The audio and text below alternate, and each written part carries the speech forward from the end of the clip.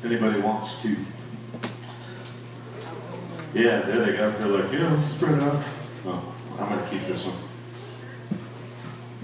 Okay. Y'all ready for this? Jesus was walking one time, and he literally said this. Jesus is walking, and all these people are following him, and he goes, look, if you don't hate your mom, you can't follow me. If you don't hate your dad, you can't follow me. If you don't hate your siblings, you can't follow me. If you don't hate your wife and kids, you can't follow me.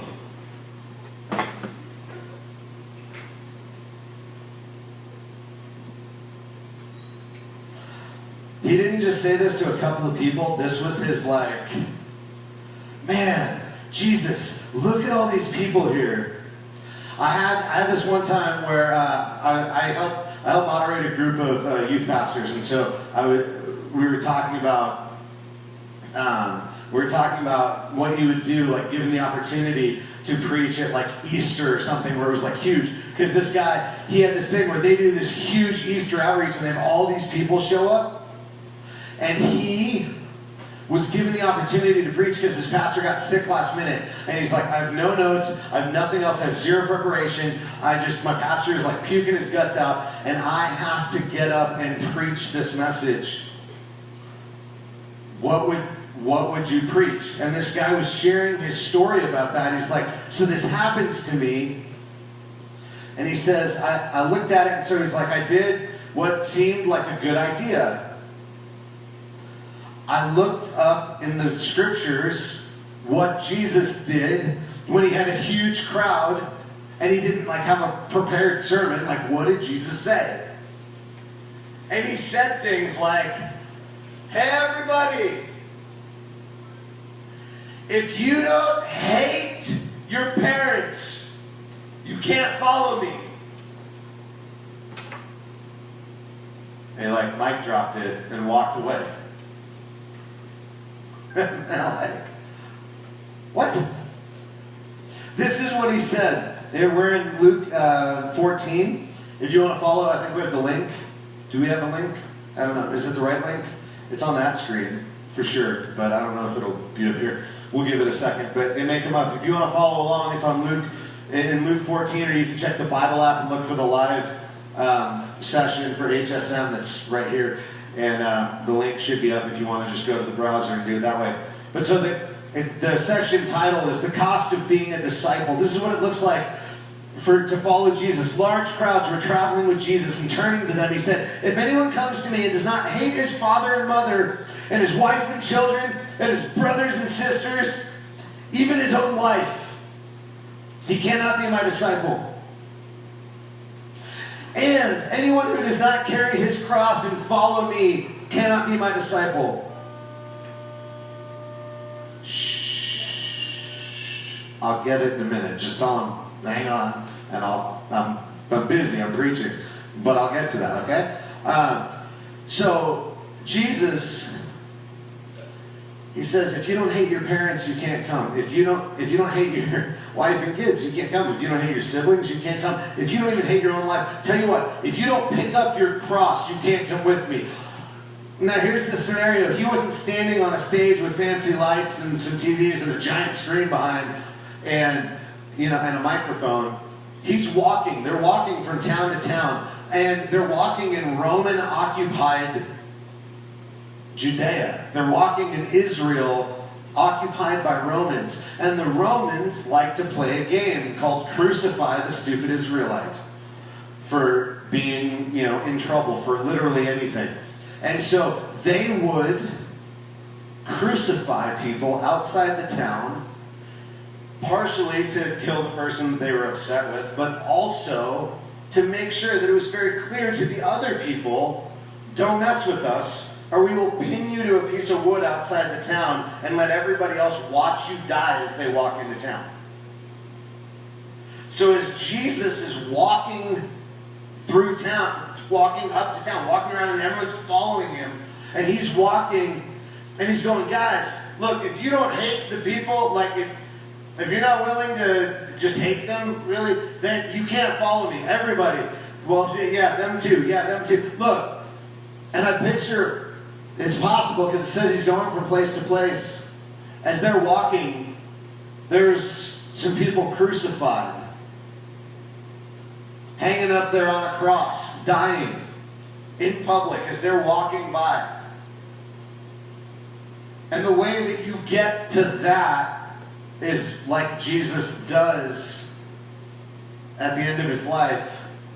He carries his own cross up the hill because the Romans don't want to carry it. They're heavy. So they make the guy who's going to be pinned to it carry it. Like, I don't care if he gets tired, he's going to be dead to that anyway. He says, look, if you're not willing to take up your cross and follow me, you can't come. Anyone who does not carry his cross and follow me cannot be my disciple.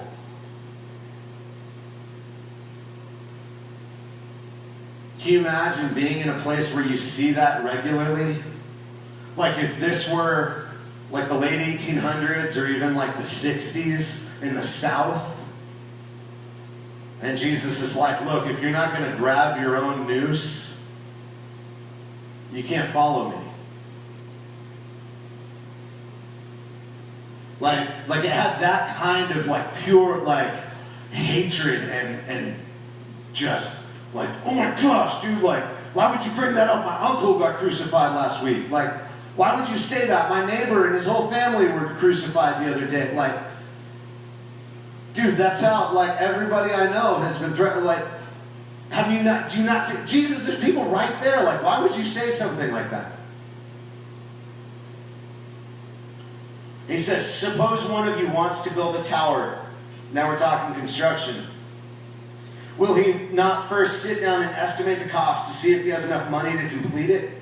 For if he lays the foundation and is not able to finish it, everyone who sees it will ridicule him, saying, this fellow began to build a wall and was not able to finish. It's going to look stupid because he's going to get halfway through and be like, oh, it turns out I'm broke and I can't finish this. I guess I can't do it. I can't build this wall. And Jesus said, you're going to be mocked because you didn't figure out the cost before you got into it. Or suppose a king is about to go to war against another king. Will he not first sit down and consider whether he's able with 10,000 men to oppose the one coming against him with 20,000? If he's not able, he'll send a delegation while the other is still a long way off and will ask for terms of peace. In the same way, any of you who does not give up everything he has cannot be my disciple. He's not talking about going to battle. He's not talking about building a wall. There's not some sort of thing here like, do you have enough spiritual bricks to build your faith or any other thing? I've heard all sorts of weird interpretations of this. And literally all Jesus is bringing that stuff up for to say is, guys, are you willing to recognize what this could cost you to follow me? Don't jump into this and then back out later and be like, oh, well, I mean, I did the thing. I started following you, and I got baptized, and I took communion, and I did all the things, and I prayed a lot, and I read my Bible, and now you're asking really hard things of me, and I don't really want to because it's hard now.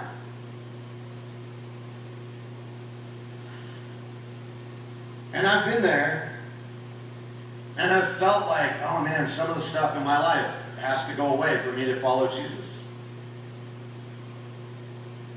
Some of my friends need to not be my friends for me to follow Jesus well. Some of my family needs to be cut off a bit for me to follow Jesus well. Not because some cult thing is keeping me from my family, but because I'm looking at them and going, man, when I hang out with you, all I get is me feeling broken and you being a jerk, and I'm upset with everybody, and then we do things I do things I shouldn't be doing. And I treat people in a way that I'm not proud of. And when I'm around you, I walk away from it and I treat everybody else like crap. And I can't keep doing that and then follow that up with, by the way, Jesus loves you. Am I willing to put everything else aside so that Jesus is elevated in my life? And then he says this, after he talks about the cost, counting the cost, recognizing how much this will cost you before you jump into it. Salt is good, but if it loses its saltiness, how can it be made salty again? It is fit neither for the soil nor for the manure pile. It is thrown out. He who has ears to hear, let him hear. And he drops the mic. And he walks away. He just keeps walking. He's walking down the road. He turns. He says all this to this big crowd because he's collected all these people. He's walking around doing miracles. Right before this, he's telling some parables. And he tells this parable that basically tells the Pharisees that they're jerks and that they may not get into the kingdom.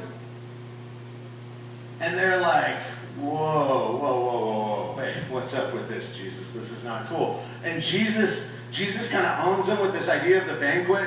And he's like, guys, there's this really great banquet that God has prepared for all of his people. And they're like, yeah, totally. We are so there. Look at me. I'm dressed to the nines every day. I got this. I'm in. And he's like, and all the stupid people that were supposed to come to this thing are being idiots, and they're not getting in anymore.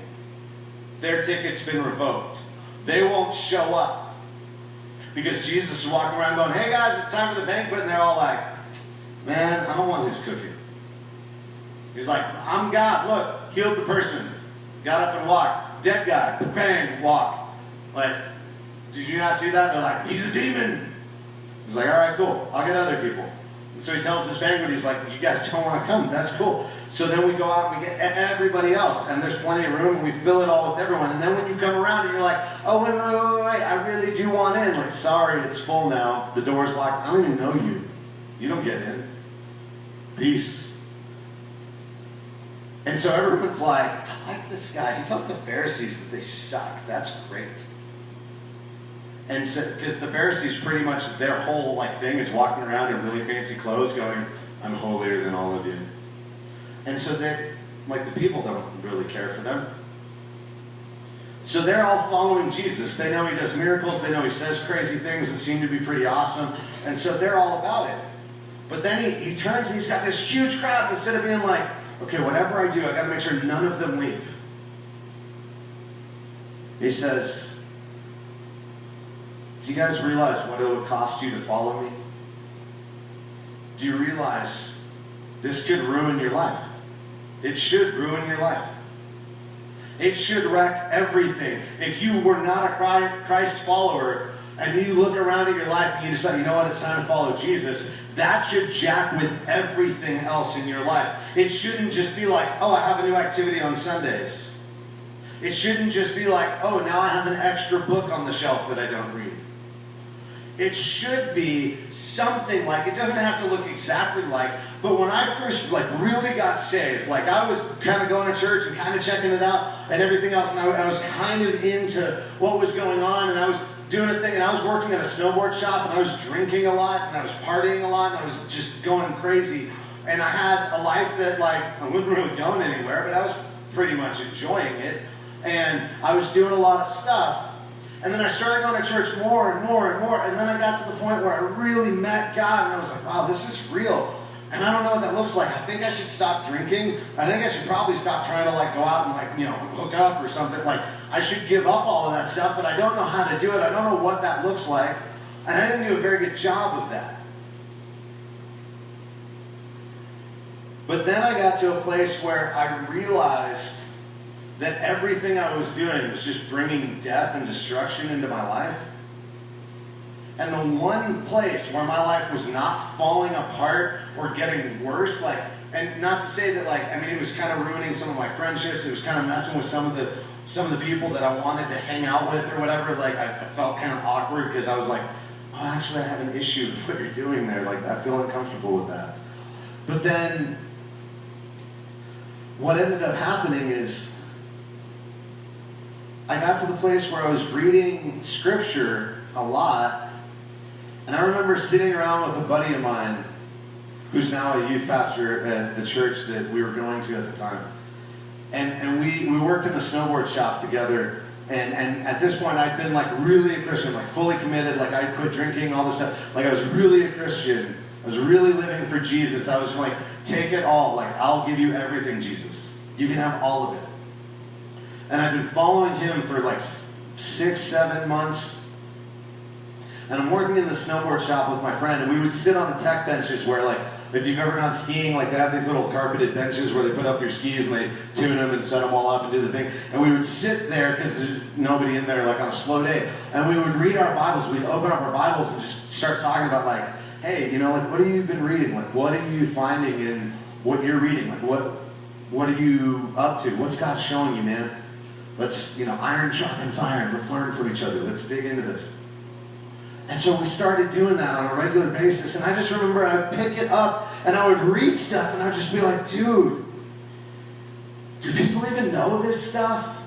Like, how did they hear this and not, I don't think they read this. I don't think people read their Bibles, because if they read this, they would look at that and be like, I have to change my life. Everything's got to be different. The whole thing's got to go away. I can't keep living the way I've been living, because this book, and it's not just a book, it's the Word of God. And as I read that, I go, I can't stay the way I've been. I've got to change. Everything's got to change. And for me, part of what happened is I looked at that and I read that and I went, man, and I just felt this ability to read that, translate it, and present it in a way that made sense in today's world, that made sense in life. And it started coming up like, you know, I think God is giving me this, not just an ability, but a spiritual gift of preaching and teaching, a spiritual gift of being able to communicate the Word of God in a way that will make sense for life. And a desire to do that. Like, it hurt that I wasn't. And I know that that part's not for everybody. But Jesus turns around and he goes, salt is good, but if it loses its saltiness, how can it be made salty again? Like, it's not good for anything. Christians are good, disciples of mine are great, but if you're not willing to make a difference, if you're not willing to do something different, if you're not willing to make a change, if you're not willing to do something that God is calling you to do, if you're going to kind of like float down the river of life, Jesus says, I don't have a place for you.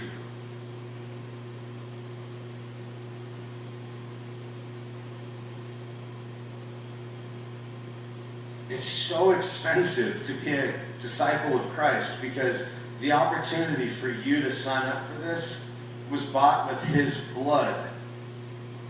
It was bought with his life. It was bought with the King of the universe, the one who thought about stuff and went, you know what, I should make a place and like people so they could hang out with me. Let there be things, and it all happened. Like, that guy looked at all the stuff and went, man, they just keep breaking everything. I'll fix it. I'll go down. I'll let them kill me. And that'll pay for this.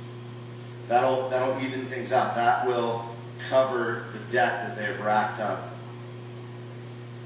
Because my very existence is offended by the way they live.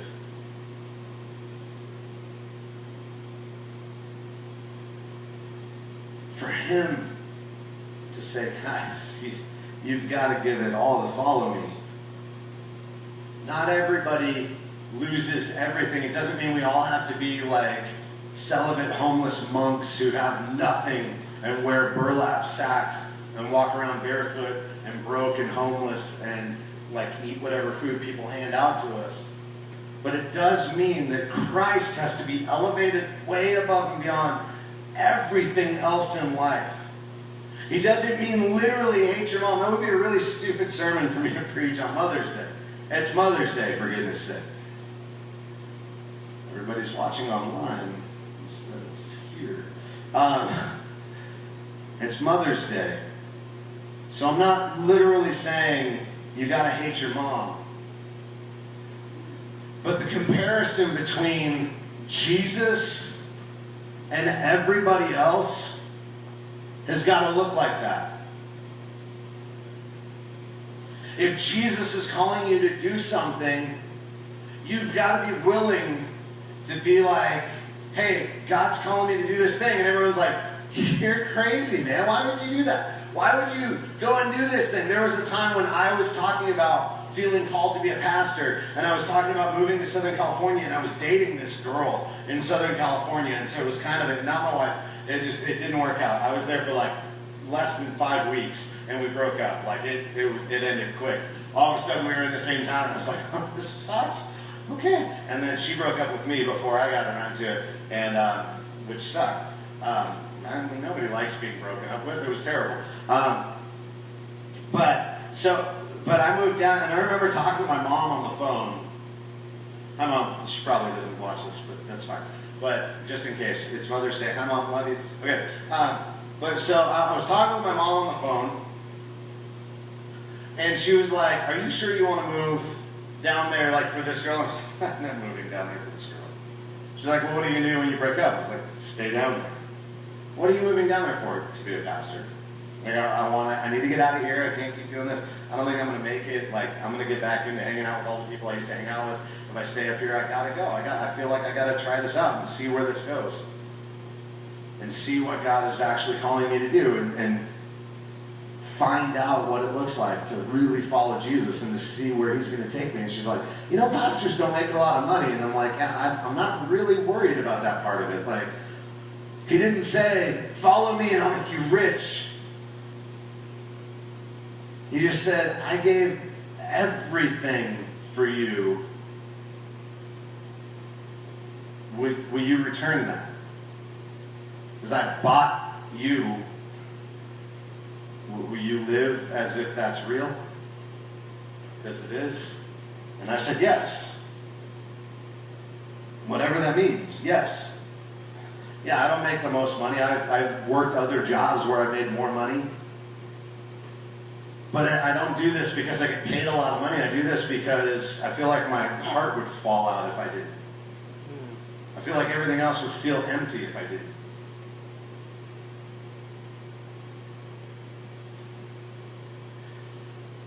So living that way, with that kind of just all-in mentality for what Jesus is calling you to. Now, I want to bring this back to Mother's Day. What does this look like? Because here's a place where, as teenagers in particular, I know it gets really hard to work all this out because you have all of the, you know, like body-wise, you're like pretty much on the adult level. Like, you guys look pretty grown up. You feel pretty grown up. You feel capable. Like, I could go do stuff. I could go get a job. Like, I can lift things. I got muscles, or ladies, you know, like, I can do things. I'm smart. I'm capable. I'm intelligent. Like, I can drive myself most of the time. Like, I can do all these things, and nobody will let you do jack squat without permission. Then it can feel really confusing and difficult to figure out, like, how do I just be completely free to say, Jesus, whatever you want from me, I will do that. I'm yours 100%. As soon as I'm done cleaning my room, because my mom just got on me again about cleaning my room. That's a hard place to be. But inspired by the Holy Spirit, Paul wrote this, knowing fully that Jesus said the other thing. He's completely aware that Jesus said, if you don't hate your mother and father, you can't follow me. And Paul writes, children, obey your parents in the Lord, for this is right. Honor your father and mother, which is the first commandment with a promise, that it may go well with you and that you may enjoy long life on the earth. He's quoting the Old Testament, but he's saying, guys, you've got to obey your parents. You've got to lift them up. You've got to lift up Christ in your life in a way that blesses your parents. You've got to honor them to whatever extent possible. And some of you guys, I know, some of you don't have great parents, and that's not a good thing. Like, that's not something you look at and you're like, yeah, that's all I want to do is honor that freaking who treats me like absolute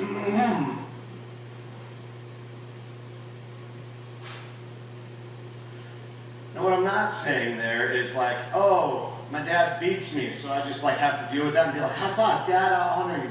No. Not at all. Get out of that. If there's something wrong, like seriously wrong, if they're on drugs, if they're drinking, like not like has a beer while watching a football game or something, But like if they're drinking to the point where it's damaging to your life and dangerous to your life and the lives around you and everything else, if they're abusive or anything else, if there's something seriously shady and wrong and illegal and evil happening, you are helping them and honoring them by doing something about it and getting them help and getting them to whatever thing they need to not do that anymore. But as long as it's not offensive to the Lord, follow them. And then your parents are called to raise you up, but the way they treat you, it says, fathers, don't exasperate your children. Like treat them with respect. Bring them up in the training and instruction of the Lord. And even if they don't do that well, you're still called to honor them and to love them. You're called to love like nobody else did. And if you feel like you can't do that, if you feel like that's just a place where you can't get to, the next passage actually speaks to you as well. It says, slaves, obey your earthly masters with respect and fear and with sincerity of heart, just as you would obey Christ. If you look at your parents and feel like they treat me like I'm their freaking slave, man, okay, so read Ephesians 6, 5 through 9 instead of 1 to 3. Like read verse 1 and then skip to 5 and read that part and know that it's still talking to you. Obey your earthly master, not only to win their favor when their eye is on you. In fact, not even to earn their favor when their eye is on you, but like slaves of Christ, doing the will of God from your heart, serve wholeheartedly as if you were serving the Lord, not men, because you know that the Lord will reward everyone for whatever good he does, whether he is slave or free. It doesn't matter how they treat you. It doesn't matter how they respond to you. It doesn't matter how well they listen to you. It doesn't matter. Yeah, it hurts and it sucks and sometimes it kind of ruins your day or ruins your life. But if you're not willing to give up your life for Jesus, then you're not ready to be his disciple. Jesus said, bless those who curse you. Paul said, slaves, obey your masters. Live for Jesus in a way that no matter what is coming at you, that person is loved, respected, and honored in a way that has potential to change their life as well. Live such a radically different version of this life that the people around you go, what on earth is wrong with you? And you go, Jesus. Not like taking the Lord's name in vain, but you're just like, I can't explain this. It's Jesus. How do you do that? It's Jesus, man. That's it. That's all I got. It's Jesus. That's how you got to live. That's how we're called to live. We're gonna sing and take communion. We're gonna talk about the fierce love of God. We're gonna sing about the fierce love of God. I want you guys to consider that we should be fiercely abandoning sin, fiercely pursuing God, fiercely living up to the situation that we're in where God himself died to save us. How do we honor that in the way we respond to parents, whether they're amazing or whether they're terrible or somewhere in between? How do we honor teachers, whether they're total jerks or they're incredible and some of the best role models and mentors we have? How do we live in a way that honors our friends, whether they're total morons or super amazing partners in life? How do we live in a way that represents Jesus and elevates him in a way that makes Christ famous in the minds and hearts of those around us? That is our call. That is the mark of a disciple, that we should love the way Jesus loved us.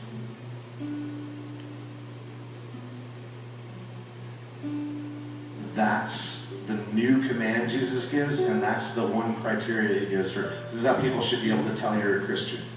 That you love in a way that nobody else is willing to.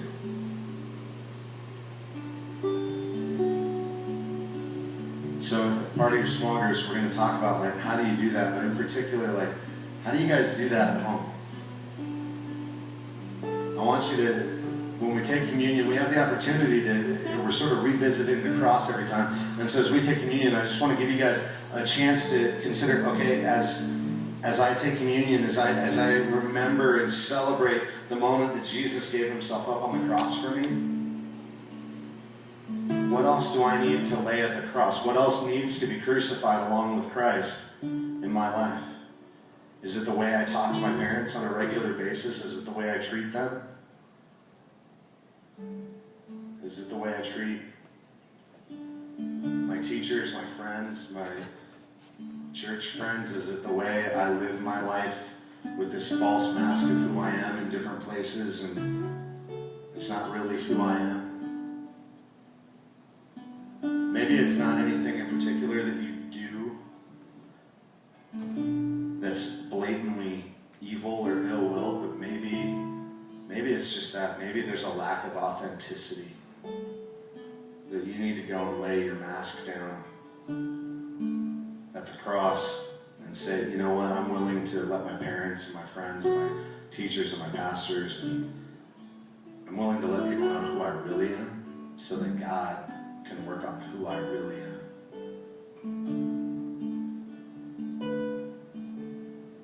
He asked for everything we have, and I know that's not easy, but that's what we're called to.